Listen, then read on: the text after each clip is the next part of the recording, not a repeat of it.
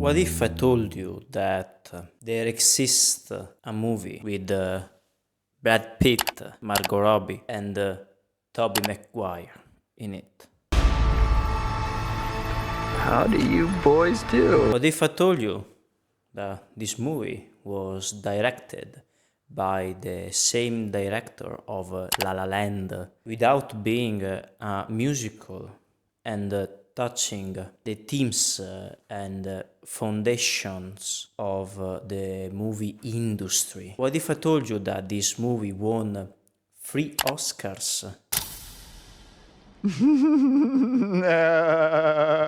for music, scenography, and costumes? You already knew the name. I'm talking about Babylon.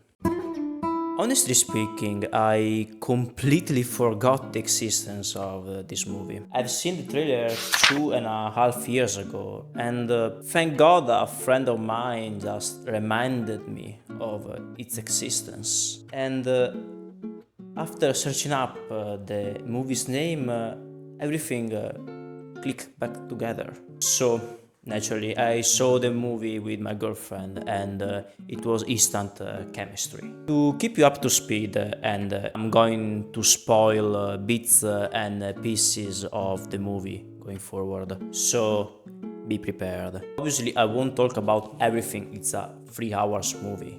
You can go and watch it yourself. I really suggest you to do that. I want you to see it and develop your own thoughts about it. In the first act, we see Manuel Torres helping out to transport an elephant to a debauched, drug-fueled bacchanal at the mention of Kinoscope studio executive Don Wallach. Shortly after arriving, he becomes infatuated with Neil Laroy, a brash, ambitious, and self-proclaimed starlet from New Jersey. While snorting cocaine together, they reveal to each other their own dream and the desire to be part of something bigger, greater. At one point, the elephant is made to walk through the entrance, distracting the guest, allowing Manuel to organize the escape or to carry out the body of the young actress Jane Thornton, who is dying from OD, probably caused by the actor Orville Pickwick. Also attending the party are the Chinese American and also lesbian star cabaret singer Lady Faye Tzu and African American jazz trumpeter Sidney Palmer. In the meantime, Neil, dancing provocatively, catches the attention of Bob Lewine, Wallach butler, who quickly recruits her to be part of the movie who were supposed to be Jane Thornton, a Kinoscope movie. In the meantime, Manuel befriends Jack Conrad, a benevolent but womanizing actor who was drunk and takes him home. And from this point on out, the story continues. What a movie, am I right? And this is just the first act.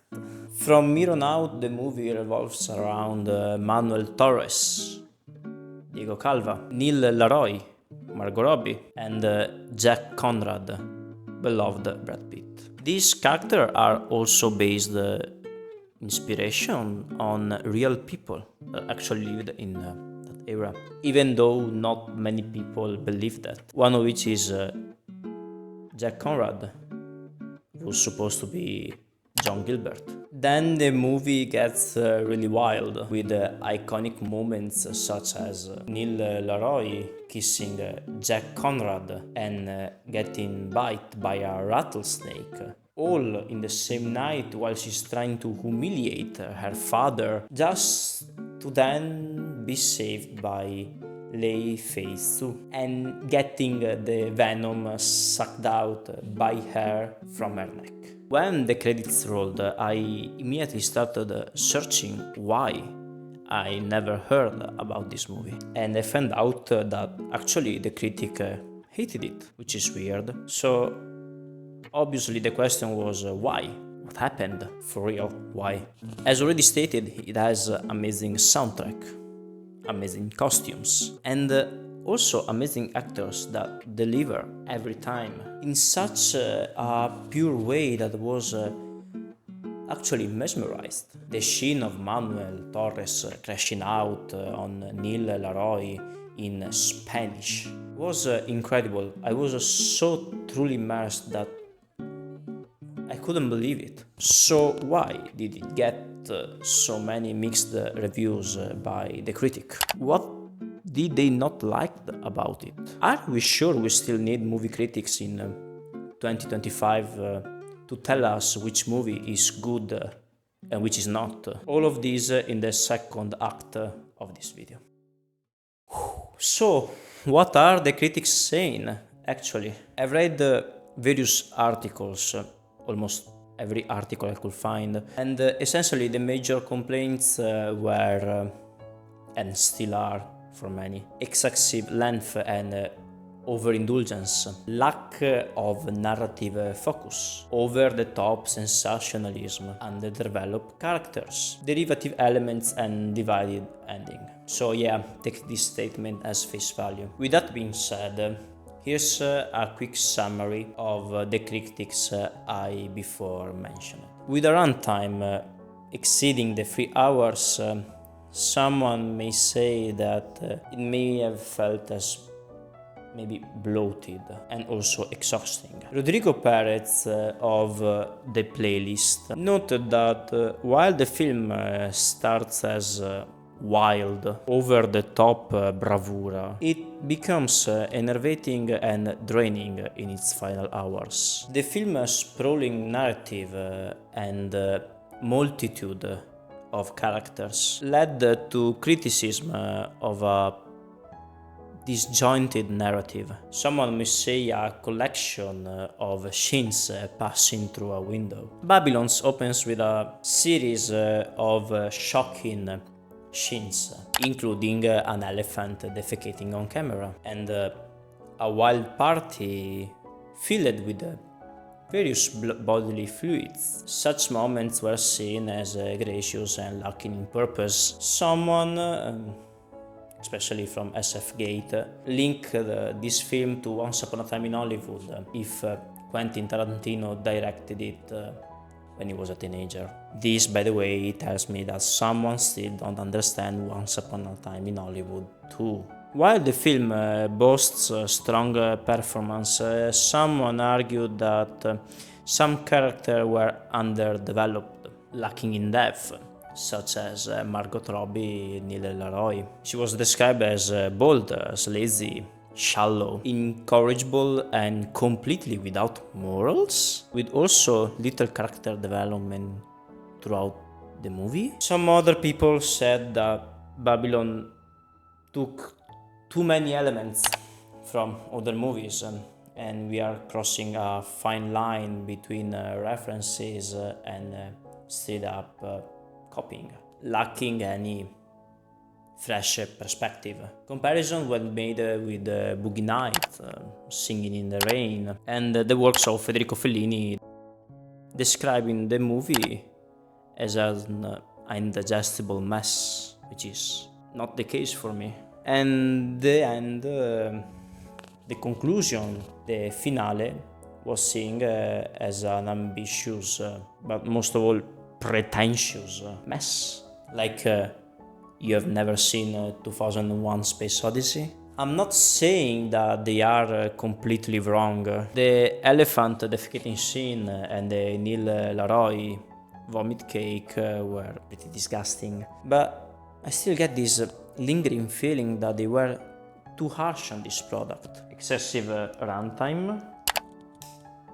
Have you seen all the most recent Oscar-winning movies? Or in general, the most recent movies that are coming out in the theaters? Honestly, I've never felt even slightly bored. Maybe disgusted, scared, yeah, bored, never. The music always carried even the weakest scenes. Then when we are talking about character and depths, I honestly laughed out when they say that they were underdeveloped. Like Neil hasn't any depth. Have we seen the same movie? She's a flawed character. With that we can all agree upon. But nonetheless, she has her own motivation. She has her own growth, her own moral, and it's always being shown on screen.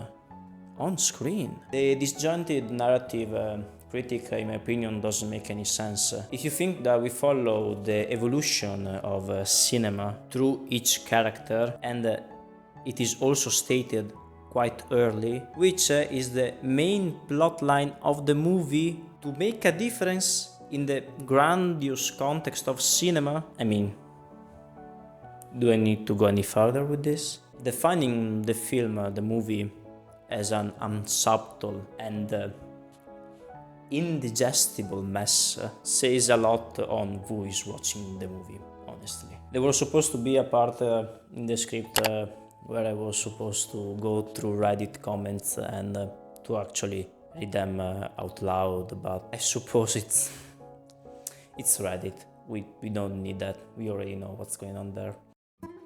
I have my own ideas on why Americans hated the movie, while outside America it has been perceived differently, even though kind of late. So, my theory goes like this. Films that harshly critique the film industry, especially Hollywood, often receives pushback in the US. Babylon is essentially a film about how drugs, abusive and highly exploitative early Hollywood was, and also could still be, stripping away all that glamour. While the concept is not new, see Boogie Night, The Player, Babylon does it in such a vulgar tones that it might have robbed the film veterans and the critic veterans in the wrong way. But what I think people don't get is the actual magic that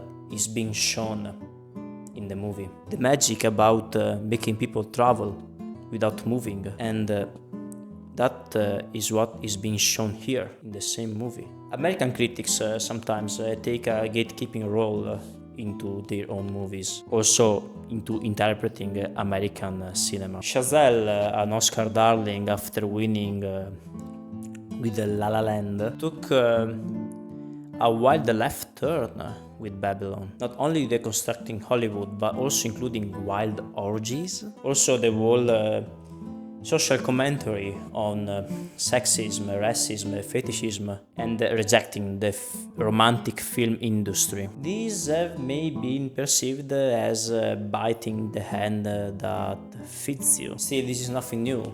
Critics have been expecting something like La La Land that is almost like a love letter to Hollywood. What they got was a 3-hour trip, acid trip into death, moral decay, and cultural rot of modern Hollywood. Also rooted from their very beginning. Maybe this whole thing clouded their vision, what Chazelle was trying to say. Let's not talk about the extreme debauchery shown in Babylon. Nudity, drugs, urination, orgies can shock also movie conservatives, particularly older critics who favor restraint over excess. And ironically, it's the same part that Chazelle was commenting on, that the early Hollywood was unfiltered and wild.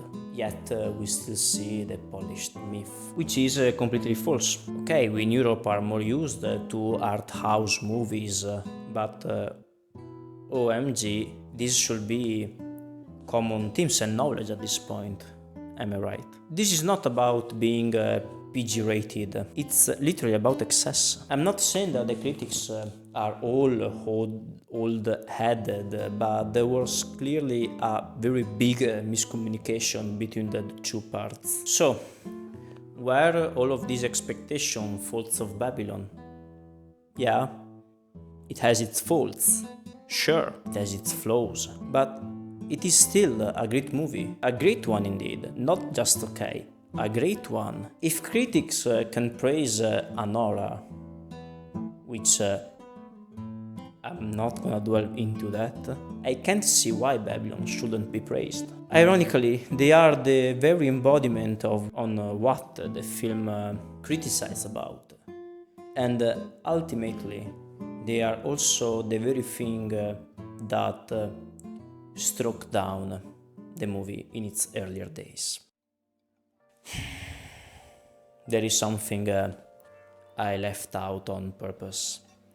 The commercial success of Babylon, the commercial performance, we may say. Despite its high production value, Babylon was ultimately a box office flop, with a production and budget of over 160 million, just grossed around 64. Babylon is in fact a flop, a financial one. Alright, still a flop. Yes, somebody may argue that not every time a bad perceived critic movie got undermined at the box office performance. And I think that this is true for movies that don't last more than 3 hours. Going to the cinema has become an investment. Someone may say that they won't go unless they know they are going to watch a nice movie, something that's gonna be worth your while. An example is the most recent Thunderbolts, the new Avengers. I wouldn't have seen the movie if I wouldn't have read the critics about it. So I am still one of those to blame. I went down the rabbit hole of movies with bad critic score to find out more about it. And honestly, I left it with a sour taste. Obviously, there is not a rule that correctly predicts what film may succeed, what may not. What critics say it's good, to which what audience are going to appreciate. Obviously, vice versa. I'll repeat it, Babylon is just not an okay movie. It's a great one. And I strongly suggest you to watch it. Trust me, I think it's going to be worth your while. Give it a shot, maybe watch it with someone else. I think it's best to be enjoyed with someone else. I am not a movie critic, I am a consumer, and this is my own consumer taste. Be aware though that I have quite the knowledge about movies. I have a formation about scenography, lights, photography, cinematography and music, so I'm not talking without any consideration of these arts. I also did my own research to compare and to connect all the references shown in this movie and to the actual history that have occurred. So do not misinterpret my judgment. But still, I'm just a stranger on the internet, so feel free to leave in the comments your own thoughts about all of this. And yeah, that's the end of it. Like or subscribe. Thank you.